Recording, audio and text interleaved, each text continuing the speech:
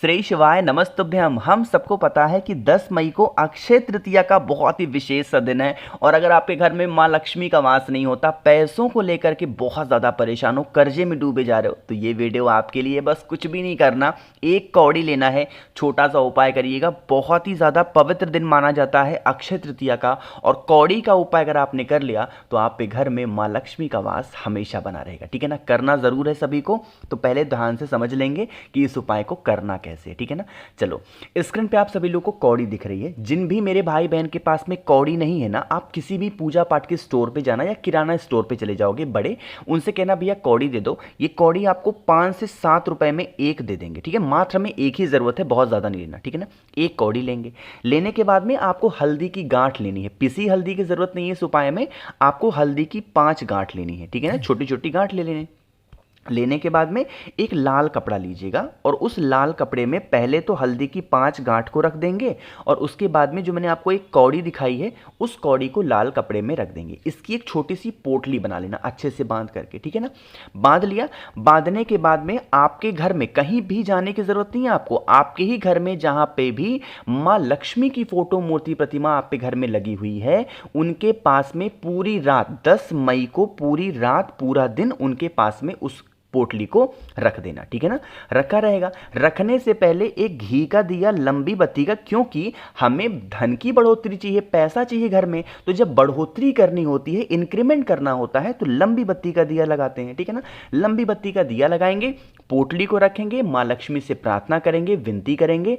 इतना करने के बाद में 11 तारीख को स्नान करके फिर से आओ, और उसके बाद में माँ लक्ष्मी के पास में जो आपने पोटली रखी है उसे उठाएंगे।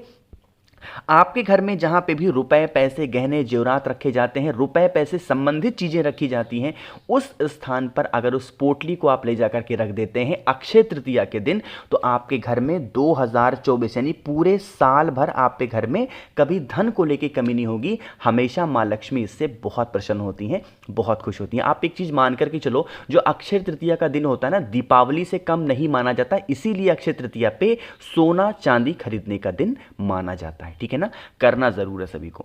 तो यहां पे हम लोगों ने अक्षय तृतीया के अपने पहले उपाय की बात कर ली है। आगे बढ़ते हैं इस वीडियो के हम लोग अपने दूसरे उपाय की तरफ। दूसरा उपाय भी आप सबको जरूर करना है, बहुत ध्यान से सुनिएगा।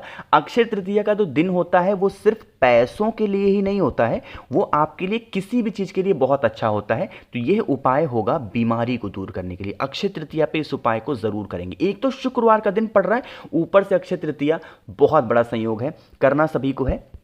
क्या करना है, फिर से आपको लेनी होगी 5 हल्दी की गांठ। क्या लोगे, 5 हल्दी की गांठ लेंगे। लेने के बाद में आपको उस 5 हल्दी की गांठ को लेके चले जाना है, कहां पे, बेल पेड़ के नीचे। ठीक है ना, बेल पेड़ के नीचे जाना, और आप अपने साथ में कुछ लाल चंदन भी लेके जाना, उसका गाढ़ा सा पेस्ट बना करके। ठीक है ना, बेल पेड़ के नीचे जाना, तो उसी बेल पेड़ की जड़ में जो लाल चंदन आप लेके गए हो, उसी से 5 स्वस्तिक का निर्माण करेंगे। कितने स्वस्तिक बनाओगे, 5 स्वस्तिक का निर्माण करेंगे, मां पार्वती का ध्यान करते हुए। बना दिया।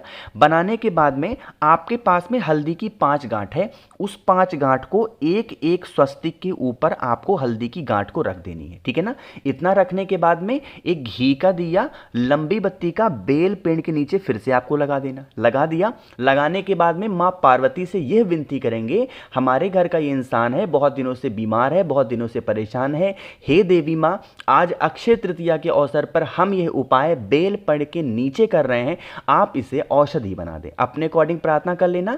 प्रार्थना करने के बाद में जब वह दीपक ठंडा हो जाए, बुझ जाए, स्वस्तिक वैसे का वैसा ही बना रहने दो। बाकी जो हल्दी की 5 गांठ होगी ना, उस 5 गांठ को लेकर के आप अपने घर चले जाना, और जिस डिब्बे में आपके घर में हल्दी रखी जाती है, उस हल्दी को पिसवा करके उस हल्दी के डिब्बे में रख देना, और वही हल्दी का इस्तेमाल आप अपने घर में खाने के रूप में कर देंगे। आपके घर का जो इंसान बीमार चल रहा होगा उसकी बीमारी तो दूर होगी होगी, साथ ही साथ अगर कोई भी इंसान आपके घर में बीमार पड़ने वाला होगा तो उसकी बीमारियां बहुत जल्दी दूर हो जाएंगी, ठीक है ना। करिएगा ज़रूर। आपको बता दूं, अक्षय तृतीया ऐसा दिन पूरे साल भर में कुछ भी नहीं होता, क्योंकि अक्षय तृतीया के दिन हम कोई मुहूर्त नहीं देखते। कोई भी शुभ काम करने के लिए अक्षय तृतीया का एक एक सेकंड शुभ माना जाता है। इसमें ना राहु देखी जाती है, ना केतु देखा जाता है, ना कुछ। सुबह से लेकर के सूर्योदय से लेकर के और पूरी रात तक अक्षय तृतीया का हर एक सेकंड शुभ होता है।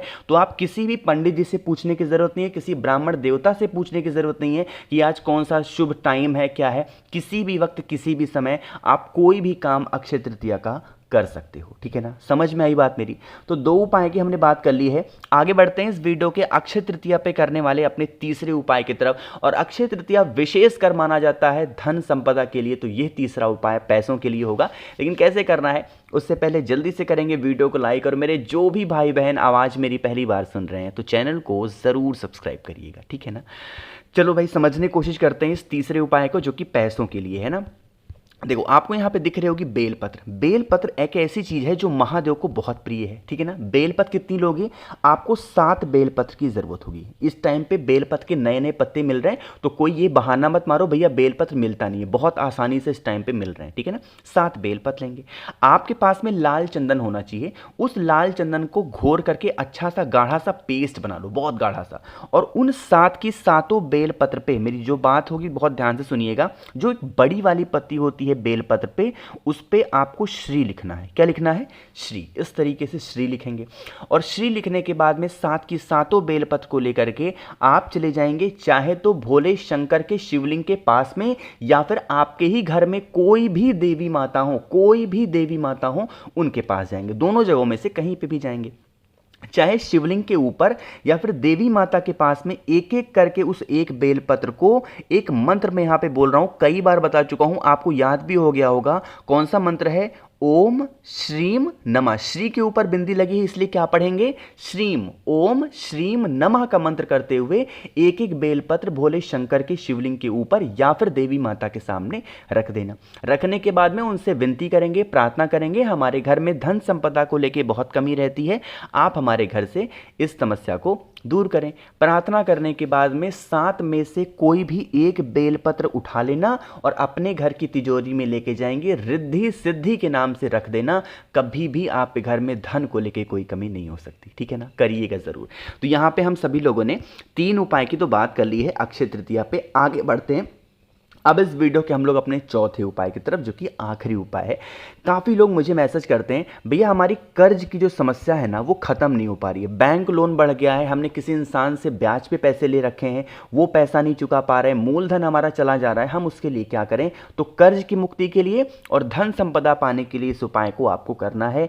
उसके लिए आपको कमल गट्टा लेना होगा, मात्र एक से ज़्यादा कमल गट्टे की ज़रूरत नहीं है। अब महादेव की सबसे प्रिय चीज़ भी लेंगे, और वो है एक बेलपत्र। बहुत ही प्यारा सा उपाय है, बहुत ही ध्यान से सुनने की कोशिश करिएगा। तांबे के लोटे में आप पहले तो जल भरेंगे, ठीक है ना। इसी जल के अंदर आपके घर में किसी भी पवित्र नदी का जल हो, माँ गंगा हो, माँ यमुना हो, गोदावरी हो, कोई भी नदी का जल हो, आप इस जल के अंदर डाल देंगे, ठीक है ना। थोड़ा सा 2-4 बूंद। जो एक कमलगट्टा मैंने आपको दिखाया, उस एक कमलगट्टे को भी इसी कलश के अंदर डाल देंगे, है ना। डालने के बाद में आप इस कलश को उठाएंगे और बेलपत्र के साथ में पहुंच जाएंगे भोले शंभू के शिवलिंग के पास में। एक चीज का ध्यान रखिएगा, महादेव का एक नाम है कुंदकेश्वर महादेव। आपके घर में अगर कोई बीमारी होती है तो कुंदकेश्वर महादेव का नाम लिया करो। धन संपदा की कमी है तो कुंदकेश्वर महादेव का नाम लो। इच्छा पूरी करनी है तो कुंदकेश्वर महादेव का नाम लो। बहुत प्यारा नाम है, ठीक है ना। एक बेलपत्र पहले भोले शंभू के शिवलिंग के ऊपर समर्पित करेंगे और उसी बेलपत्र के ऊपर कमल गट्टे वाला जो जल होगा, आपको एक लोटा जल कुंदकेश्वर महादेव के नाम से आपको समर्पित कर देना, ठीक है ना। जल समर्पित करोगे, बहता हुआ जल जलाधारी से नीचे गिरेगा। इस जल को रोक लेना और कमल गट्टा शिवलिंग के पास में ही छोड़ देना। उठाना नहीं, आपने समर्पित कर दिया तो उठाने की जरूरत नहीं है, वहीं पे छोड़ देना। और उस जल का जो छींटा होगा, रोका हुआ जल, वो अपने पूरे घर में छींट देना। आपके घर में कभी धन को लेकर कमी नहीं हो सकती, कर्ज मुक्ति तो इससे मिलेगी ही मिलेगी, ठीक है ना। तो अक्षय तृतीया के मैंने 4 उपाय की बात की है। जो पाए आपकी फैमिली के लिए, आपके लिए अच्छा हो, आप कर सकते हैं। बाकी अगर आप लोगों में से किसी को भी मुझसे फ़ोन पे बातें करनी है, मैसेज बातें करनी है, तो आप हमें इंस्टाग्राम या फेसबुक पे फॉलो करें। उसके लिए आपको सर्च करना होगा द नेचुरल प्लैनेट 108। वहाँ पे हम लोग बहुत सारी बातें करेंगे। और हाँ, जितने भी मेरे भाई बहन आवाज़ पहली बार सुन रहे हैं तो चैनल को ज़रूर सब्सक्राइब करिएगा और वीडियो को तो लाइक सभी को करना है। श्री शिवाय नमस्तुभ्यम।